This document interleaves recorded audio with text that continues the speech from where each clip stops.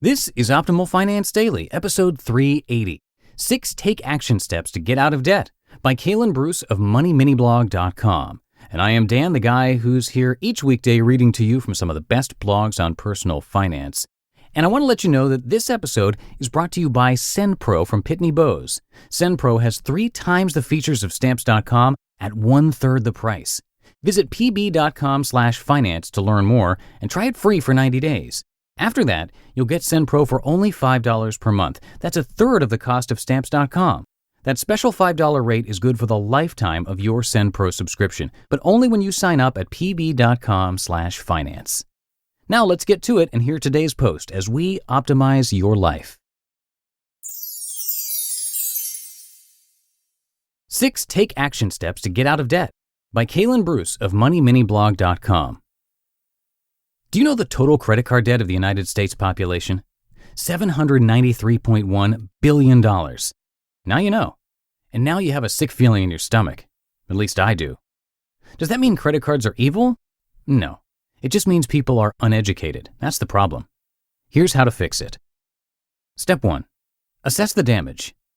Sometimes the first step is the hardest, and that can definitely be true with credit card debt. Face your debt. Run the numbers and actually figure out how much credit card debt you have. Go ahead and pull your free credit report at annualcreditreport.com, then head to Credit Sesame for your free score. Once you know where you stand, it's time to move on. Step 2. Control yourself. If you are in serious credit card debt, you have no self-control with them. Easy fix. Stop using credit cards. You don't have to cut them up and you don't need to close all the accounts, but stop using them until you have paid them off and can pay them off in full every month. Quick tip, don't close all the credit card accounts because your debt to credit ratio will lower and that can negatively affect your credit score. You can always lock them in a safe or freeze them in a bowl of water, or just stop using them and put them away like a normal person. Whatever works for you. Just kidding. Freezing them is way more fun. Don't be normal. Step 3, organize yourself. Now that you know how bad it is, it's time to do something about it. Create a budget including all of your credit card payments. Do you have enough income to cover all your expenses? You may not. Step 4 can help with that. Step 4, cut your expenses. Cut it out.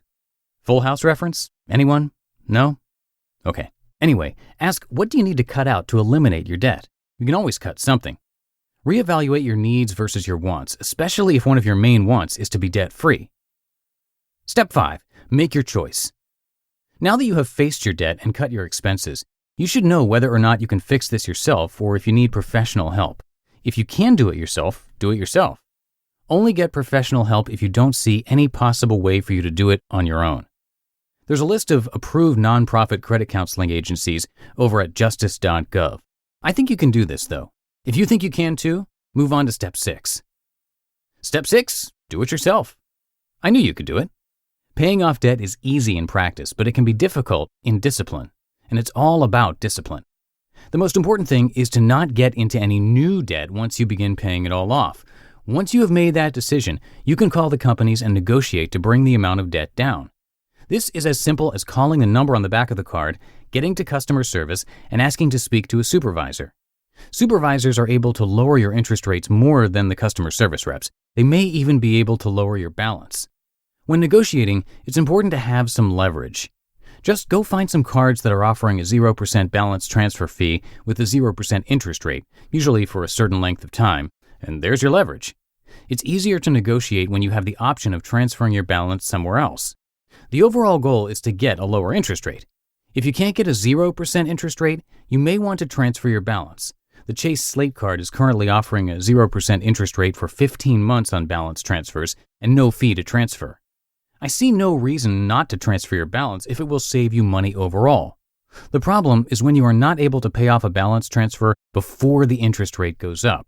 So before you transfer a balance, do this. 1. Figure out the total amount of debt you are transferring. 2. Divide your debt by the number of low or no interest months. And 3. Decide if you'll be able to pay that much each month. If you are, then it's worth looking at. If you're not, you need to figure out if the interest rate will be lower than you're currently paying or higher. And remember to expect the unexpected. Just because you can make that payment now doesn't mean you'll be able to make it for a year or longer. As a side note, I would suggest that you never use a home equity line of credit, HELOC, to pay your debt. That can be an incredibly dangerous plan. Once your debt is under control, you may need to improve your credit score. I hope you got something out of this. The important thing about debt is paying it off. It doesn't really matter how you do it. You just listened to the post titled 6 Take Action Steps to Get Out of Debt by Kalen Bruce of MoneyMiniBlog.com.